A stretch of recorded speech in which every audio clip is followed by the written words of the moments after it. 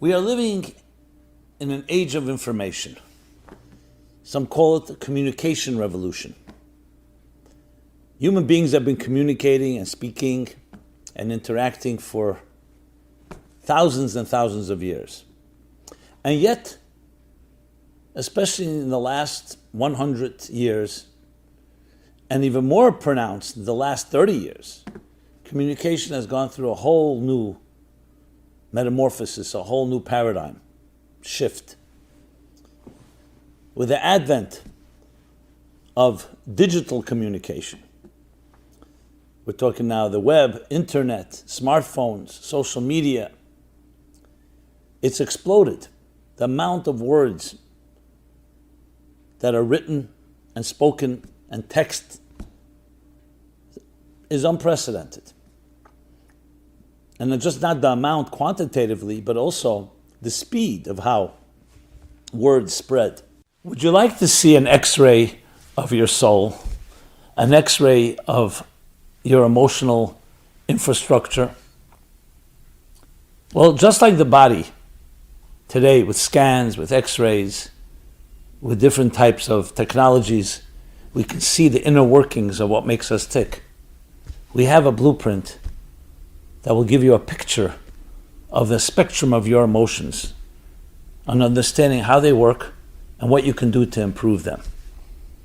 Check out the description below, the special Omer book, 49 steps, personal refinement, character development, understanding and cultivating the very nature of your emotional being.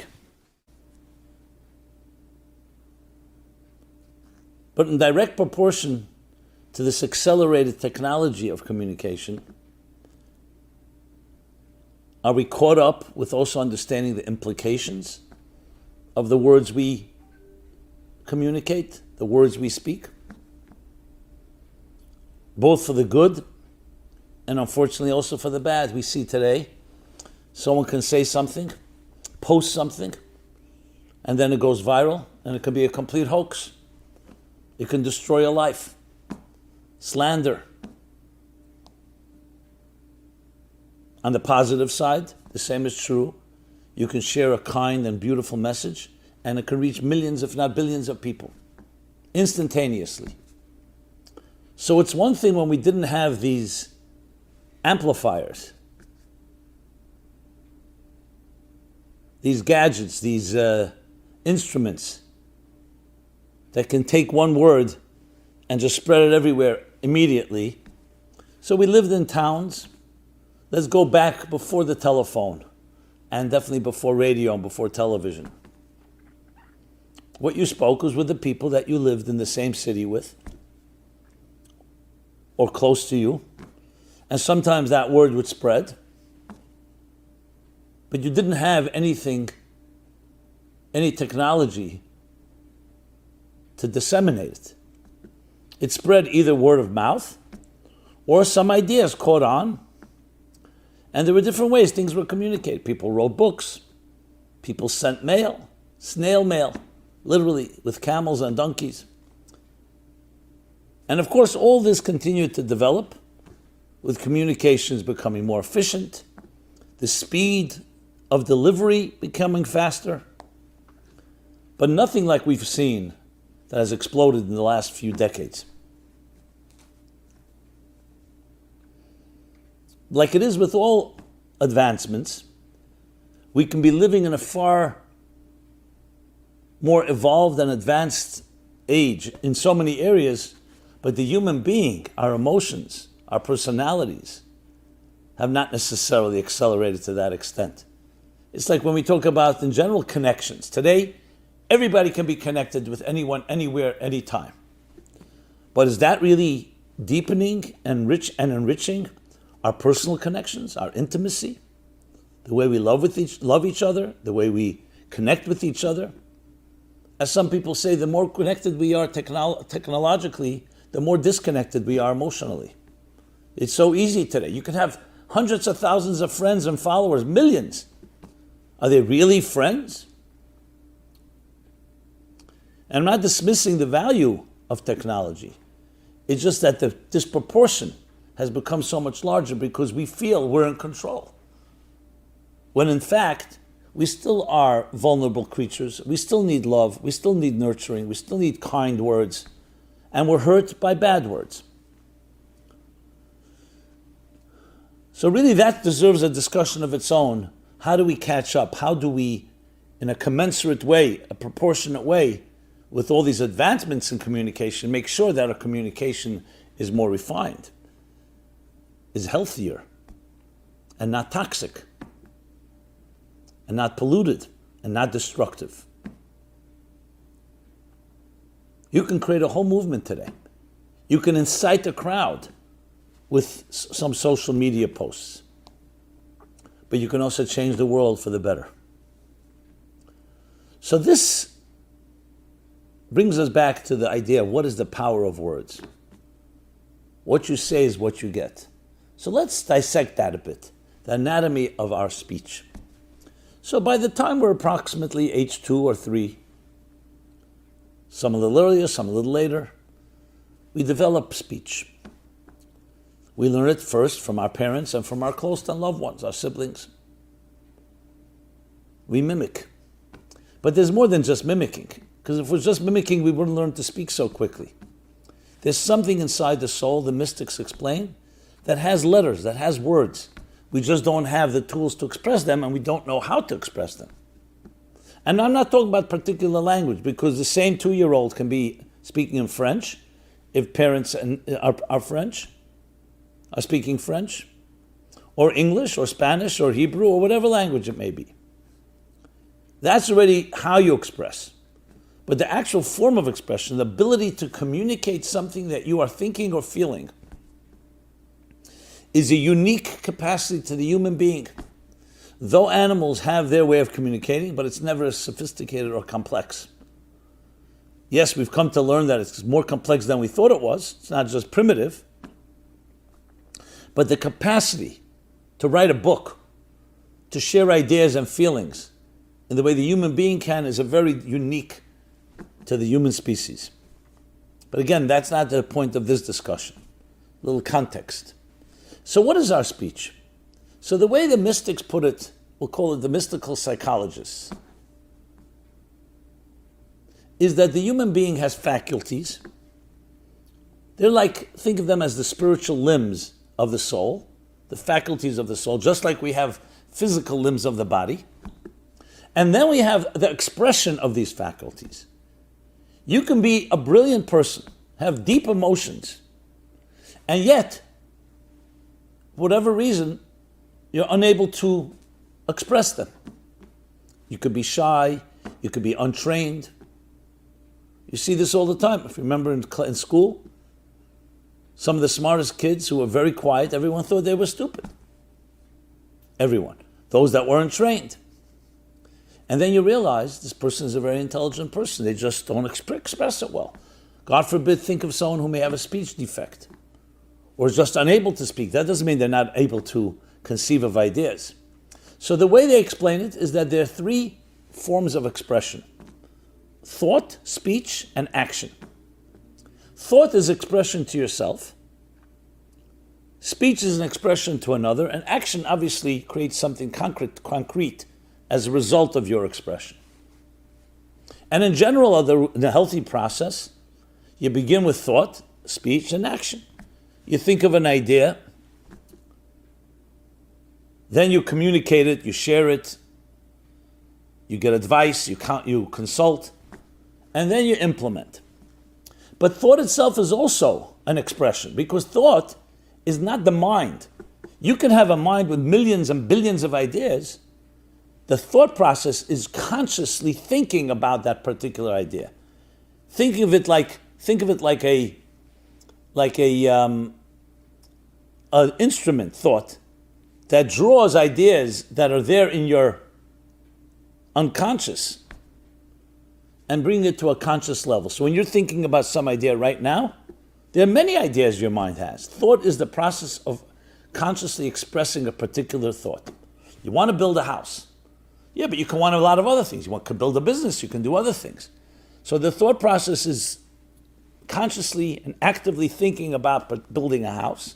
Speaking is discussing it, strategizing, consulting, and then comes the building itself. We're focusing on the middle one.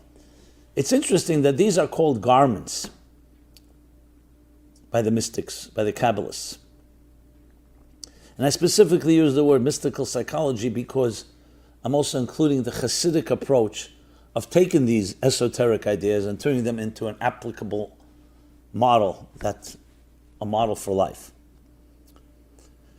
Garments, because they are like garments, they're not part of the very human being, because speech itself is just a hollow instrument. What are you speaking about requires thoughts, or ideas, I should say, and feelings. So a garment hanging in the closet is there for you, but it has to go onto somebody for it to have any impact. So you can change what you're filling your words with, but the words themselves are a form of a garment, just as an analogy. But on the other hand, that's the channel that expresses that which is inside of you. So the mere fact that we understand the process, most of us just take our speech for granted. I just speak. I have something to say, I say it. Especially today. You just text it. Sometimes you regret it, so you delete it. Sometimes it's too late. Remember when Gmail, before they had the delay that you can undo your email, it just went out, and then how many emails went out that people said, oh boy, I wish I never sent that. So it's almost like reflexive and spontaneous. But in fact, when you think about it, speech is actually be very deliberate. What you say is an expression of who you are. Now, I understand there's superficial speech. You go to a grocery store, I need a loaf of bread, I need a bottle of milk, container of milk. But I'm talking about speech now in the context of what we preoccupy ourselves with, what we speak about. So when we see it as something that's channeling your soul to the world around you, it's a very different way of looking at it. It's actually energy that you're giving off. And here it's more than just energy. It's ideas or feelings. One word can bring someone to life. A very different word can kill someone. There's an expression in the Talmud that says that when you speak, it's called evil tongue. You may know it as Lashon Hara. It means literally evil tongue. That your tongue is saying things that are bad about another person. You're bad-mouthing someone. Slander. Or anything, just negatively speaking about someone. You kill 3 people, it says. The person who's speaking, the person who's listening, and the person that you're speaking about. Because you're destroying his reputation, you're destroying his personality. Now, why is it killing the person who speaks? Because you've used your energy coming out of your mouth, which is a gift given to you, which draws from your soul through the faculty of either your intelligence or your emotions, and you've used it in a destructive manner. So like everything in life, that comes back. It destroys something inside of you. Does it kill you physically? No. But spiritually, emotionally. Is it a death that is permanent? You can correct it. But obviously the goal is, of course, is to prevent it in the first place. But what about the person that's listening? Well, the person that's listening, you've poisoned their mind and their heart about that person. And as we know, it's like common knowledge that if you're speaking about someone negatively to another person, very likely you'll speak about that person negatively to another third person.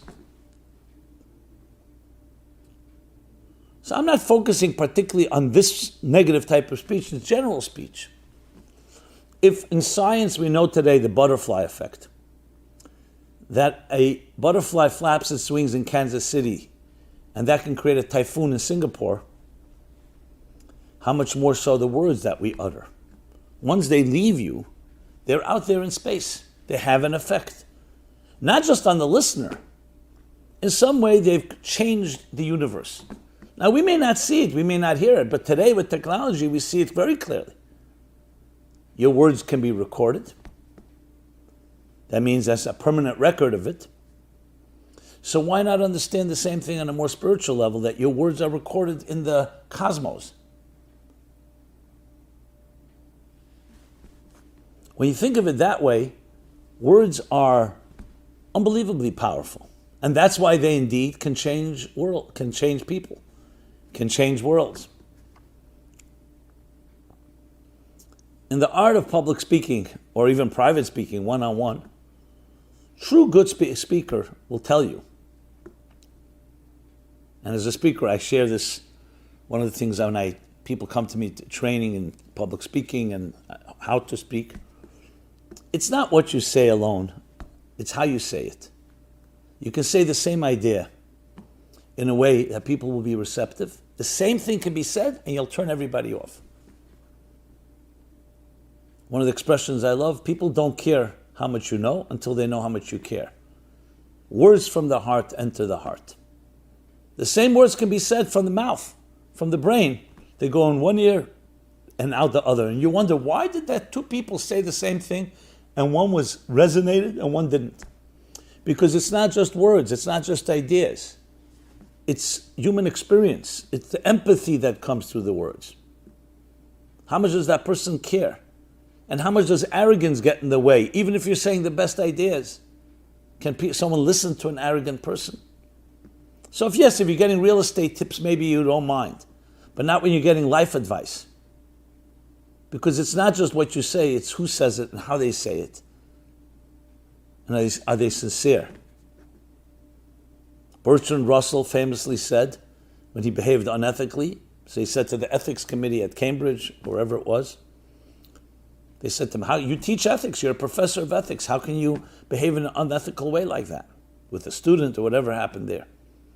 And he responded, "I also teach mathematics and I'm not a triangle." In other words, what I do and what I say is not necessarily connected with one another. Well, that also is a living example. That also teaches something to the student. You know, that one with the professor who got too busy to give his class, so he came up with a great idea. Why does he have to limit himself to that half hour or hour? He recorded his class on an audio, whether it was a recorder at the time or today, an audio file, a voice note, and had an assistant come at that time when he gave the class, and he didn't have to arrive. The students were all sitting there, and at the front table where the professor usually would stand, the recording played. The audio player was playing. And the students were expected to take notes and responsible for the material. And so it went for weeks and weeks and months and months. One day the professor decides he's coming anyway to the university. He wants to peek in and check out how his great innovation is working. He opens the door quietly, doesn't want anyone to notice. And lo and behold, to his surprise, he's a great teacher. There's no one in the room. Every desk has an audio recorder recording his voice that's coming from his desk. So they learned by example. Well, today in the Zoom world, I guess remote learning, this is happening more often, but there's still, hopefully, some people. The point is that we don't just communicate our words, we also communicate our behavior. When a mother or father cradle their child, it's more than just the words they say, it's the feeling. It's the look in the eyes. So to go back to what you say is what you get. I just read somewhere that there was a farm boy who had never seen a mirror before. A mirror that we use that reflects a face. Comes once to a city, invited to a home, goes into the home, and he sees, as soon as he enters, he sees a mirror. He's looking in the mirror. He's like all bewildered, so he's making all these faces. And the reflection is making the faces back to him. So he's all terrified. He comes running to the host and says, "There's a little boy making all kinds of bad faces to me." So the host understood, so he said to him, "If you smile to the boy, he'll smile back to you." What you say is what you get, is because words are not just words. They're connectors. And they're meant for us to be able to be closer to each other, both in mind, heart, and soul. And in that sense, they have tremendous power. It's not just I say I love you. It carries, when it's sincere, so much more. It's in a way expressing in a word that you can hear and listen to a feeling that doesn't have words. It's expressing the inexpressible, basically. And when it's said the right way, it is exactly like that, like the mirror. The words in the book of Proverbs, like a face is reflected in water, one heart is reflected in another. Now, when you're thinking thoughts, sometimes your composure, your face, your body language can maybe communicate something, but usually it's more concealed. It is speech which is the ultimate communicator between people. It's the first place we connect with. In a way, when I say first place, obviously a newborn child connects with his or her mother through being held, through nursing, through being gazed at, through other ways that we love. But it's also the words that we say and the words that the child hears. And as we grow into adults, look at the language that you use. It's very often the language that you were told. Some people, certain words just come out of their mouth even though other people are repulsed by them. Expletives or other type of words, because that's what they grew up with. They don't even think twice. And the same thing on the positive side. Words that we're accustomed to. When you hear thank you, when you hear I love you, when you hear kindness, those become part of your language. But it's not just language. It's all that language carries. If you want to think about it, the words themselves are like the body. What they carry is the soul, the message, the spirit of what's being conveyed. And that's far more important than anything else. I can share with you, speaking one-on-one with people or in groups, or in large groups even. What people are really picking up is not just the actual phraseology. Obviously, having good words, knowing how to measure them, not to speak too long, not to speak too short. The perfect measure, the container should fit the energy that is conveying is critical. But there's a spirit between the lines, the empathy, the care. Can I identify with you, with the speaker that is? Is there trust? These are things that are far less tangible. What you say is what you get, is because when you speak in that fashion, that's what returns to you. And when a person speaks aggressively, or even violently, when I say violent, I mean in a very angry way, that too elicits something. People may shrink and want to avoid this type of language. That's an effect as well. Or they emulate it in some way. You in some way have distorted their own form of expression. Now you'll say, 1 second, there are many times I speak very kindly to someone, very gently, sensitively, and it doesn't come back to me that way. They're angry and so on. Of course that happens. That's not always due to you. Sometimes it is. Maybe you have to find another way of saying it. Maybe you're saying the wrong words. Maybe you're not sensitive enough. But sometimes, let's be honest, it's possible the other person is just not there. They may have a lot of things blocking them. They may be angry. They may have gone through some trauma. Or they may have just started on the wrong foot. So obviously it's not completely in the control of one person. It's two people speaking. It takes two to tango. But you have to do your part. And your part is, how do you convey and channel your energy into this world? And speech is one of the key ways to do so. The power of your words. And especially today, with all the technology and the speed, and how quickly one thing, one idea, one feeling can reach so many people. So whatever you're saying is impacting far more people than just one-on-one. So you could imagine the boomerang effect is also going to be exponentially that much greater. And I see this myself in my work. I say something, If it's something very beautiful or positive, you see the feedback. And if it's something that is negative, you also see feedback. So what I'd like to convey to myself, to you, to everyone in this context, that we have a gift, the gift of words, the gift of communication, the ability to bridge, to create a bridge and an interface between your innermost self with another, and with others, and with the world around you. And words, even though they may not look like bricks that build structures, but they also build things. And they also can destroy things, like I mentioned before. So though the words themselves are garments and channels, but we know that channels are critical. You can have a healthy heart, but if your arteries are, God forbid, blocked, that can be a big problem. You can have very good intentions, very good ideas and good feelings, but if the words that are conveying them are somewhat compromised, polluted, toxic, that has a tremendous impact. Very often we have good intentions and then it comes across the wrong way. Well, we have a way to remedy that. But above all, the gift is this, that we're blessed with the technologies that can amplify, that can disseminate a message to so many people, to appreciate that gift.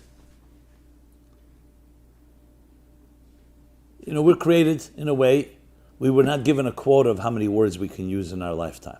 Imagine we had a quota, and then you ran out of it. What would happen? We're not given a quota. But that means we shouldn't squander it and abuse it or take it for granted. Every word you utter releases unique energy. So it's time to think about it. Before you text next time, before you say something, you leave a voice note, or any other way that you're communicating. Wouldn't it be beautiful if each of us took upon ourselves and said, for every text I send out, whether it's business or entertainment or just plain pedestrian information that here's we changed our appointment schedule or whatever it may be, for every one of those so-called basic survival texts or messages, we would share 5 beautiful messages with others. Make a commitment that every day, send out to at least 5 people a kind message. You don't have to create it yourself. You can share, you can forward. And the same thing through our voice notes, but also in person. Make that deliberate effort. Now, all of us have, I'm sure, natural ways when we express gratitude or love or kindness and empathy. But if good is better, not better. The more we can do that, the more the energy in this world changes. Yes, the vibes change, the butterfly effect. And kindness is broadcast and streamed. And that changes the very nature, the atmosphere, and the nature of existence. Maimonides puts it this way, that you always should envision the world as being equally balanced, like the scales are equal. Every good thought, your one thought, one word, which is what I'm focusing on, one action, tips the scales and brings you and the world personal and global redemption and salvation. That's the power of a word. And what you say is what you get. What you express is what returned. Cause and effect, action and reaction. Like a face reflected in the water, so is one heart reflected in another. And so too, our words that we express bring us back that which we invest in. Sometimes you may not see it immediately, but never despair. Every seed planted will ultimately bear fruit. What you say is what you get. The power of words. This is Simon Jacobson, Meaning for Life Center, meaningforlife.com, where you can find a wide array of materials, programs. Please take advantage of it. Would love to hear from you. Comments, feedback, questions, suggestions. We are on all platforms, whether it's YouTube or Facebook or Instagram, etc., etc., podcasts. Please connect. Please share your words. And I and our team will hopefully share our words. And may our beautiful words bring that transformation. Words from the heart, enter the heart. Thank you. Be well. Stay healthy. This program is brought to you by the Meaningful Life Center. Please help us continue our programs. Make even a small contribution at meaningfullife.com/donate.